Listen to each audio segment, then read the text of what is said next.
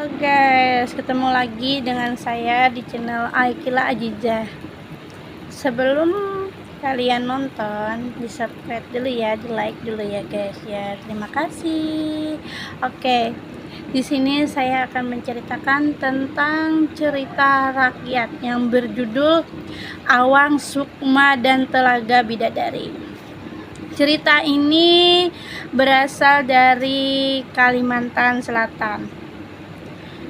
Cerita rakyat Kalimantan yang berasal dari Kalimantan Selatan ini yang paling terkenal yang pertama adalah cerita Awang Sukma dan Telaga Sari. Telaga Bidadari ya. Maaf. Oke. Ini tentang menceritakan ada seorang lelaki muda rupawan bernama Awang Sukma dan dia tinggal di hutan bertelaga jernih.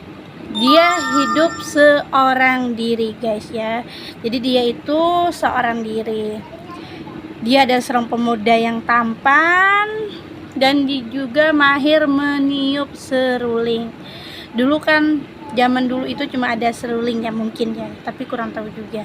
Tapi kan memang seruling itu dulu paling gampang dibuat karena dengan menggunakan bambu. Tahu kan seruling dulu itu terbuat dari bambu. Tapi itu dulu, zaman dulu ya. Ya.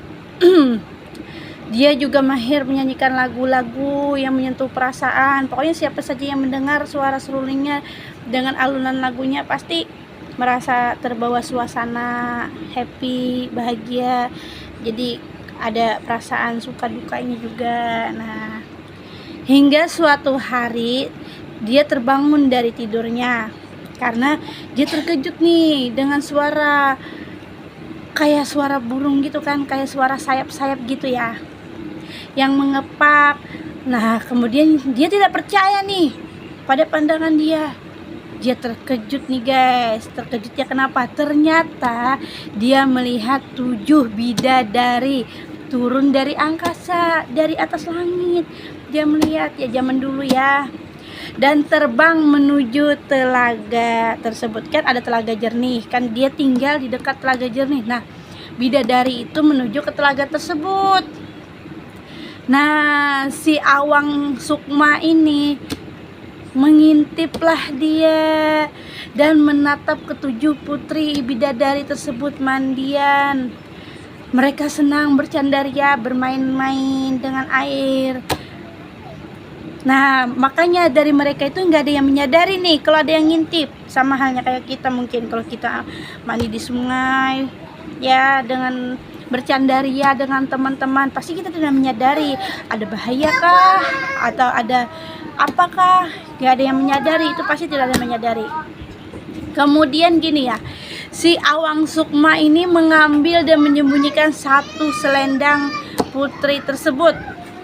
Kemudian dia menyembunyikannya nih guys di rumahnya nih. Dia pulang nih dengan membawa selendang tersebut, dengan cepat dia pulang dan menyembunyikan ke dalam lumbung padi di rumahnya ya. Dulu kan zaman dulu itu kan mereka memang kalau mau makan mereka bertani dulu ya guys. Jadi ya adalah lumbung padi yang paling dalam kan, gak ada yang menyadarinya juga ya kan.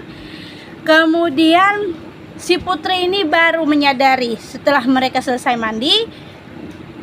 Lalu dia menyadari dia ingin memakai selendang tersebut tapi tidak ada guys. Jadi yang kehilangan selendang ini ternyata putri bungsu dari bidadari itu, si adik yang ketujuh lah guys ya.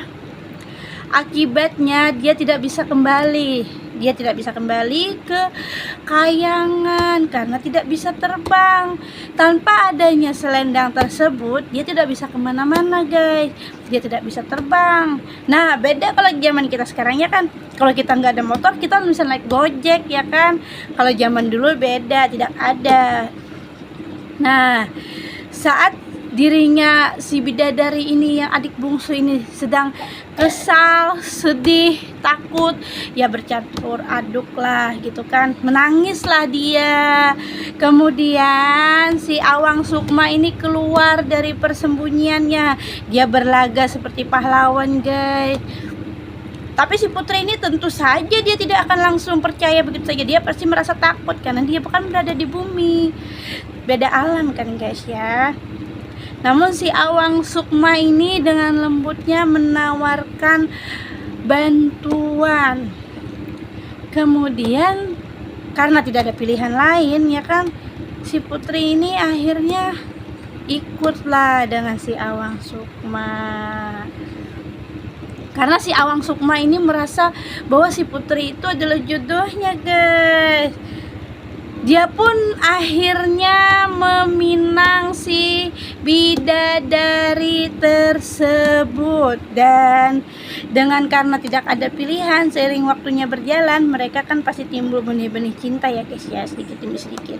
Akhirnya bidadari si Putri cantik ini menerima pinangan si Awang Sukma. Maka mereka menikah. Akhirnya mereka menikah, memiliki seorang anak perempuan yang cantik bernama Kumalasari. Nah, singkat cerita, ketika suatu hari sang putri sedang memburu seekor ayam kan dulu naik. Memang ayam dari dulu ya guys ya, dijaga ya, ayam kampung itu memang jadi peliharaan lah dulu ya. Jadi si ayam ini kan naik terus nih, terus diburulah oleh si putri bidadari ini tadi. Akhirnya ayam itu tidak sengaja, pokoknya tidak sengaja lah, kalau dia naik ke rumah dia larikan kayak gitu. Dia kaget kan ketika kita datang memburu ayam. Nah ayam itu kan otomatis ada yang dijatuhkan. Nah si ayam ini menjatuhkan sebuah lumbung padi ya, yang berisi selindang putri itu ya. Terjatuh kan lumbung itu. Habis itu si Putri membereskan. Betapa terkejutnya si Putri tersebut saat dia menemukan pakaiannya guys ya. Kemarahannya memuncak, sedih, merasa dibohongi, merasa ditipulah dirinya guys. Karena hatinya yang marah, sedih, emosi, kesal ya, contoh kayak kita ya, kita merasa dibohongi bagaimana, begitu juga perasaan si Putri. Bayangkan saja kita dibohongi lalu kita tahu kebohongan itu, kebusukan itu ya, pasti kita sangat marah. Begitu juga dengan si Putri tersebut. Lalu dia memutuskan untuk kembali ke kayangan. Setelah selesai mengenakan pakaiannya, dia menggendong Kumalasari yang belum genap berusia setahun. Sambil menangis, dia mencium, dia memeluk, dia putrinya pun ikut menangis. Si anaknya yang namanya Kumalasari itu dia juga ikut menangis.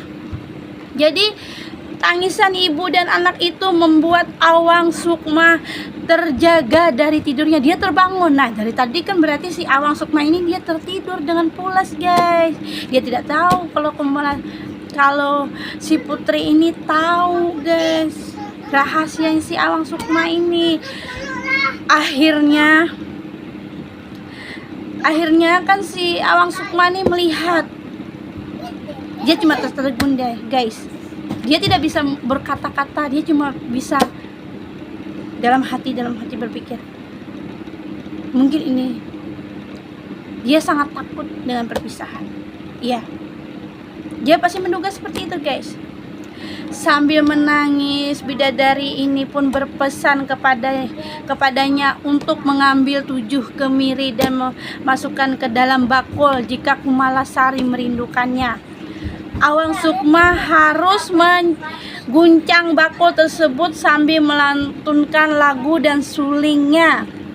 Hal tersebut adalah satu-satunya agar putri bungsu dapat kembali, agar si bidadari itu dapat kembali untuk menjumpai anaknya, agar dia ada alasan guys, karena kan merasa dipanggil, jadi dia datang.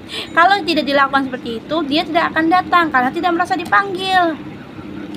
Nah, pesan istrinya itu dilakukannya. Namun seberapa besar kerinduan terhadap sang istri itu, mereka tidak mungkin lagi bisa bersatu guys. Jadi pesan moralnya seperti ini guys. Kita jangan berbohong, jangan menipu. Jika memang kita mencintai seseorang, kita katakan saja guys. Jangan cara seperti itu. Memang si Awang Sukma ini caranya salah guys. Seperti kita mandi, diintip, kemudian pakaian kita diambil, disimpan.